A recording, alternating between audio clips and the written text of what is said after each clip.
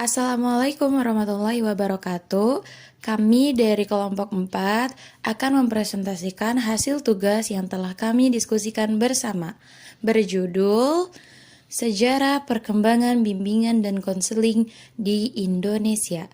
Materi yang akan disampaikan oleh saya sendiri, Eva Zahratul Ummah, dan teman saya, Nurul Faizatun Nida. Selamat menyaksikan. Sejarah perkembangan bimbingan konseling di Indonesia. Sejarah perkembangan bimbingan konseling di Indonesia dimulai sejak tahun 1962. Sebelumnya disebut bimbingan dan penyuluhan atau disingkat sebagai BP dan hanya diresmikan sejak tahun 1975 di sekolah. Layanan BK sudah mulai dibicarakan di Indonesia sejak tahun 1962. Tetapi hanya sejak tahun 1975 diresmikan di sekolah. Pada tahun 1984, BK diperbaharui menjadi bimbingan dan konseling atau disingkat sebagai BK dan memasukkan bimbingan karir dalam kurikulum. Perkembangan BK semakin mantap pada tahun 2001. Sejarah bimbingan konseling di Indonesia terbagi menjadi beberapa fase. Apa aja sih? Yuk disimak. 1. Fase sebelum kemerdekaan. Pada fase ini, Indonesia dijajah oleh Belanda dan Jepang. Para siswa dikerahkan untuk mengabdi pada negara demi memperjuangkan bangsa Indonesia melalui jalur pendidikan. Wadah untuk mengembangkan potensi siswa salah satunya adalah Taman Siswa yang dipelopori oleh Kiai Haji Dewantara. Kedua, yaitu dekade 40-an. Pada dekade ini, bimbingan dan konseling lebih banyak ditandai dengan perjuangan merealisasikan kemerdekaan melalui pendidikan. Pada dekade ini juga diupayakan secara bertahap memecahkan masalah besar seperti pemberantasan buta huruf. Ketiga, dekade 50-an. Pada dekade ini, bidang pendidikan menghadapi tantangan besar, yakni memecahkan masalah kebodohan dan keterbelakangannya masyarakat Indonesia pada saat itu.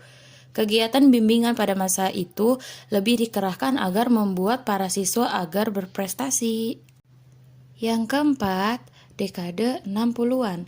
Pada dekade ini terdapat beberapa peristiwa penting, seperti pada tahun 1964 diberlakukan jurusan bimbingan dan penyuluhan di IKIP Bandung dan IKIP Malang.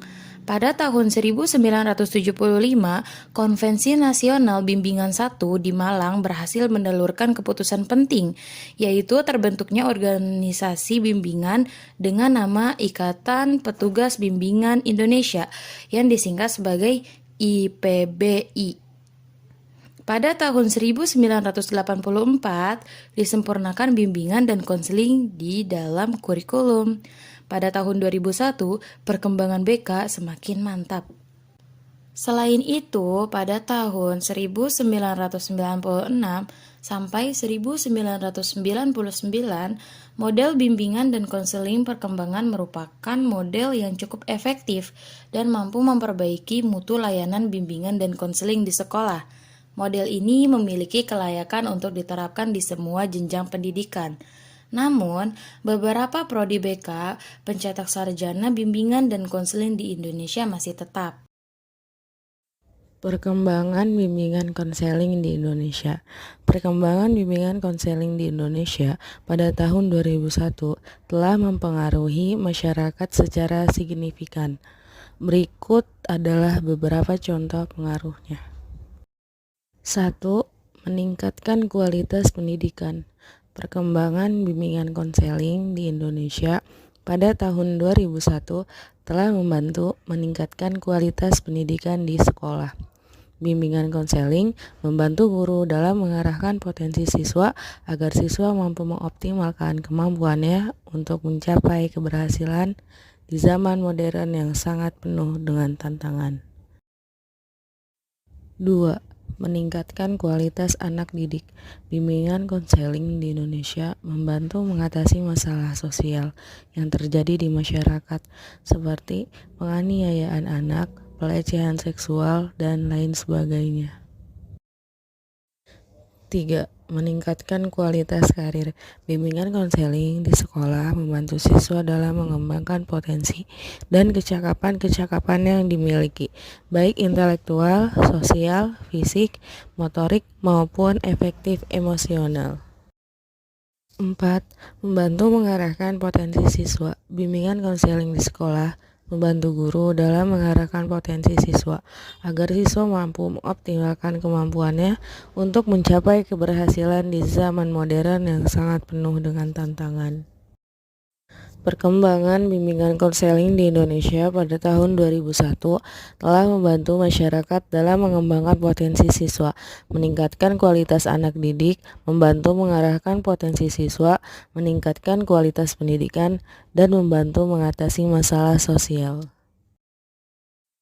Menyongsong era lepas landas. Untuk mendapatkan gambaran yang lebih jelas tentang periodisasi perkembangan gerakan bimbingan dan konseling di Indonesia ada melalui 5 periode, yaitu periode prawawancara, periode pengenalan, periode permasyarakatan, periode konsolidasi, dan periode tinggal landas.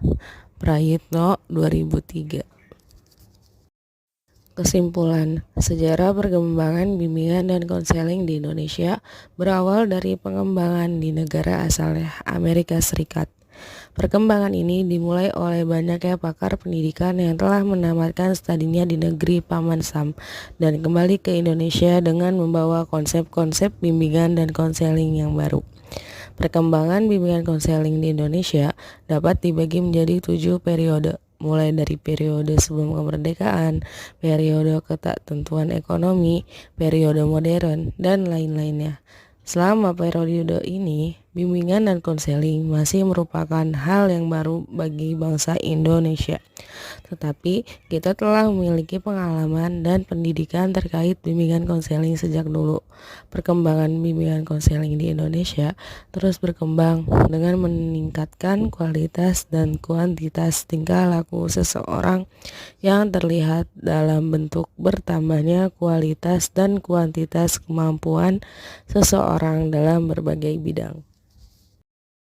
Sekian penyampaian materi dari kelompok 4. Kurang lebihnya kami mohon maaf. Terima kasih teman-teman dan Ibu dosen telah menyaksikan dan menyimak video kami. Wassalamualaikum warahmatullahi wabarakatuh.